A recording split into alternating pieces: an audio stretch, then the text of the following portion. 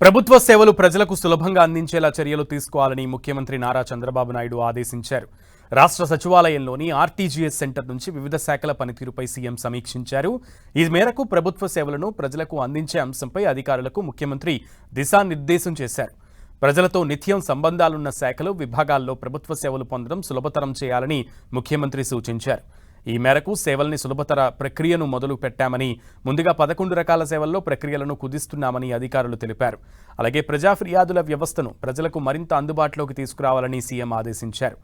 ఆన్లైన్లో ఫిర్యాదులు చేసే అవకాశాన్ని ప్రజలకు అందుబాటులోకి తీసుకురావడంతో పాటు మనమిత్ర వాట్సాప్లో కూడా ఫిర్యాదులు చేసే అవకాశం కల్పించాలన్నారు.